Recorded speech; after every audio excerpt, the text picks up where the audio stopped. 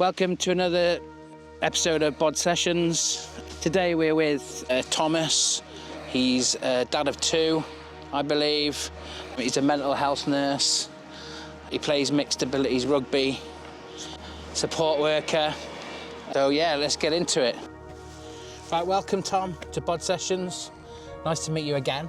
Yeah, nice to meet you We again. met the other day. You're a dad of two, Yeah. I believe. How old are your kids now? One's 7 and the other one's 9 months.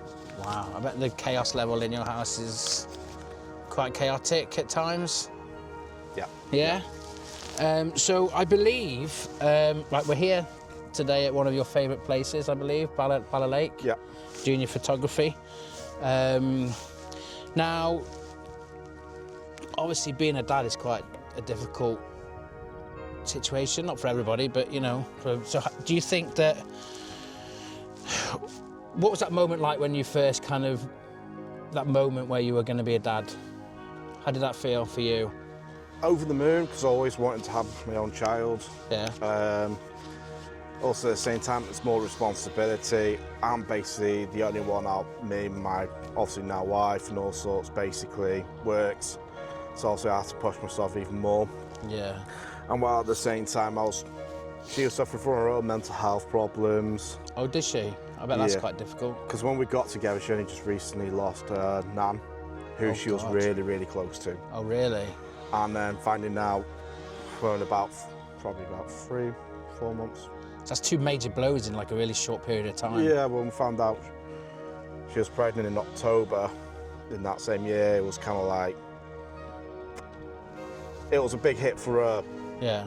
but you could see it was taking the toll. So it was more trying to make sure she was settled. Right, yeah. So I was I just bet that took a toll on you as well, though, isn't it? You know. It did. I would just do what every dad used to do. A lot was just keep it in, Yeah. plod along, Yeah. hold like a bottle of pop. Yeah. Right, so Tom, do you think there's pressure on you as a dad, and obviously with your mental health background, working-wise, you think there's pressure on you to be the steady one all the time? Yeah. You know, the kind of strong, level-headed dad? Yeah, because there's always going to be pressure. You're going to have families who say, just man up and all sorts, which... I hate that. Do you know what? I hate that. I hate that sort of thing, but you also end up saying it without realising as well. You say it to yourself, don't you? Or you Man say, up. Or to the say it mirror. to your own kid by Yeah. accident. Yeah. Well, I don't say that to my daughters, but... Yeah, I said it to my own son Yeah, only man just up. recently, but I Oh. hate myself afterwards for saying it. Yeah, I've said that. I've said something similar to my daughter, like if she's had a problem at school or something like that, I'm saying, just do it. Just be brave, or just be kind of thingy. And then I realise, oh, actually, what am I saying? She's her own person. She needs to kind of figure that out herself without the Everyone pressure. experiences it so differently. I've been bullied through school. Yeah. I've made some nice friends through school, but at the end of the day, I just look at her as, it may take you till college or maybe till you become a dad to step up your game. Yeah. I call it as a game because that's what it feels like half the time when you have to step up. Yeah. It's awful though. I think the kind of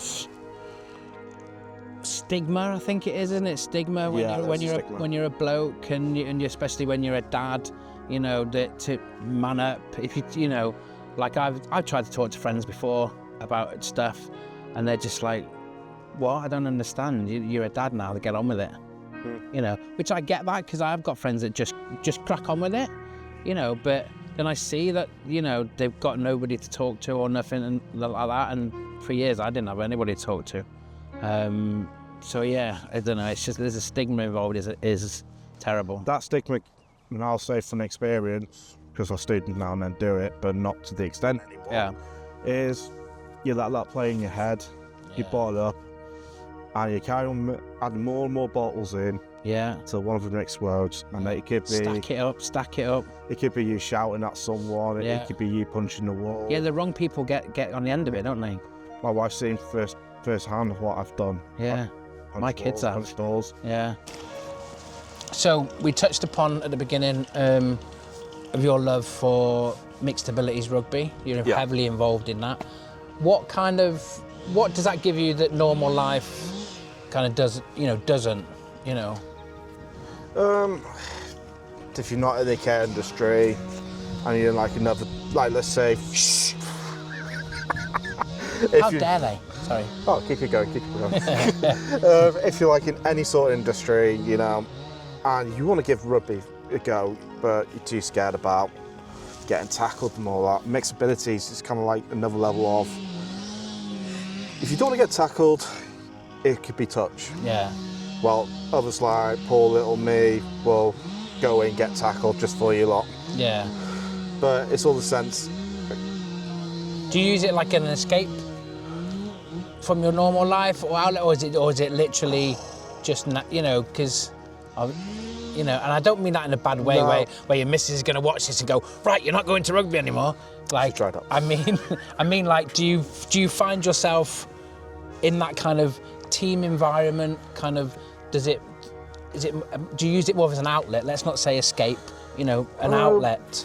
What normal sometimes life in my doesn't. tackles, if I'm playing against another team, I'm not level-headed. I'll probably just put a little bit more oomph into my tackles. Right. Okay. Yeah. If I feel like the need of it. Yeah. So instead of going into a room and going, you just go into someone and go, Well, without the bit, I just go in. I think most teams know me because they need 3, maybe 4 people just to try and slow me down. Really? On a tackle, yeah. Jesus, wept. Wow. I just tend to go for in. I don't care. Yeah. Don't care about getting tries. I just enjoy the team environment. Just love to play. So I'm assuming there's a lot of disabilities and that involved in it as well, like there in the team. We do have ex-vets in there. Okay. We do have people with autism, Down syndrome. You probably got a few more things in there as well, but that's up to them if they want to say it or not, what they got. Right, that's fair enough, yeah. But it's kind of nice in the sense of well-being. You're making some of them like very not high functioning, but you need to get it right, because high functioning, you know what to do more. Okay. You could do more for yourself. Low functioning, you can't. Right, okay. So you'll see like some players are very low functioning and they will have like a guide with them or another player helping them out. Yeah. So basically, but they won't get tackled to the sense, I'll tackle you. Right. It'll just be a nice little tag, and they can go, okay, I'll go on the floor, or they could just go. That sort of way of doing it. That sounds. I'm gonna have to come to and watch one. We've got 2 games in April. Have you? I'm gonna have to try and get to one, and just come and have a look, and maybe just do a bit of filming, or maybe not even filming, just come and watch it. Bring the kids. Kids can come along as well, I suppose. Kids can come along and all sorts. We still try and recruit more people to come. I'm posting everything out there, trying to get mixed abilities out more than anything else. Do they have a website or anything like that, or like a thing? Our team has a Facebook and TikTok, which is Common. What's it called? Common Bay Stingrays, MAR. There we go. Come along, show your support.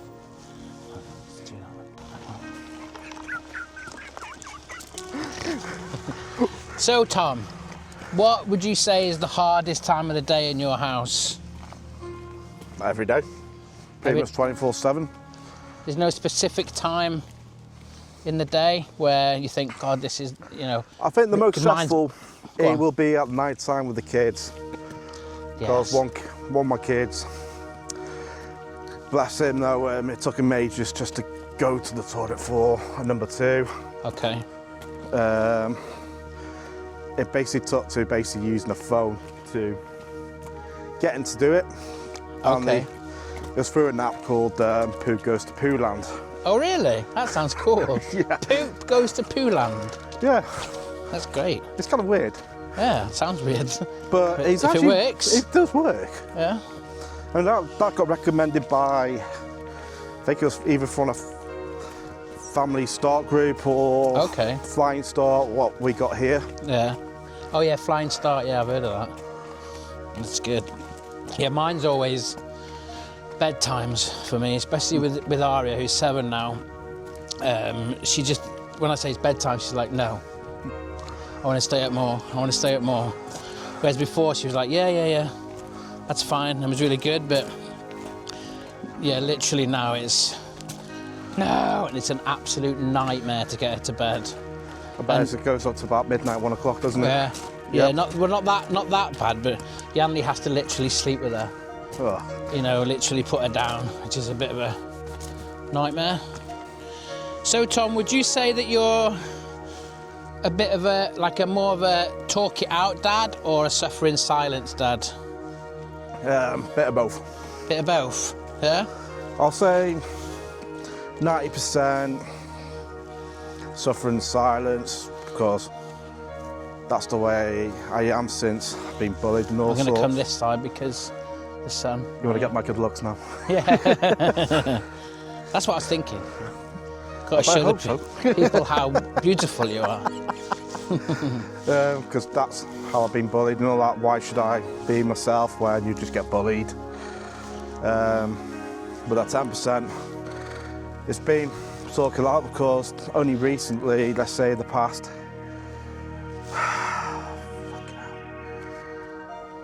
probably for about good, maybe 5, I think it is coming on to 5 years. Yeah. Maybe 6. When I've finally been open about everything, mental health wise, Yeah. suicides, attempts. Oh really? Jesus. What you don't want to talk? If you don't want to talk about that, that's fine. I can talk about it. It's just half the time. What do you think saved you from that? Because I'm going to tell you something now that I've never told anybody before, but there was a time where I was on top of Denby Castle and tried to kill myself. I didn't, obviously, because I'm still here, but I just had a change of mind. I don't know, maybe that was before I had kids. You know, obviously a lot is different since that happened, but yeah, that was a very dark time for me. But yeah, it's not a fun place to be. It's not a fun place. It's not a fun thing to talk, but it's raising awareness. I always look at it. And I think that's why we're doing this. I think, isn't it? That's why we've kind of wanted to set up BODS. It gives people an outlet, you know. And what, like, you're going on to the question you asked me, basically my kids, basically my son stopped me. Want to see him grow up. Obviously he's 7 now, pain in the butt. He's possibly autistic, but I wouldn't change it for the world. I almost hit a big spot, and this is talking about enough a year and a half ago. Yeah. Before we found out about my daughter, and I hit a really bad spot. Yeah. After I think it was about a couple of days. Before I found out, I tried to commit suicide. Just basically took the highest paracetamols you can get. I can't remember what they're called now. I had loads of naproxen on that night. I drank so much alcohol. And I just basically went, you know what, fuck it. Go lie down in bed. If I don't wake up, I don't wake up. If I wake up, I feel like I failed something. But... How did it feel when you woke up? Shit. Yeah? Why did it not work? Why did it not work was my asking question, but at the same time, something doesn't feel right. Why am I still alive, sort of thing? And then didn't tell my wife at that point, but about a couple of hours later, she was just hinting, naming it. I didn't click onto the hints. No. Never did. But then she turned around and said, "You know I'm pregnant, right?" And I was like, "You fucking serious?" Still in disbelief.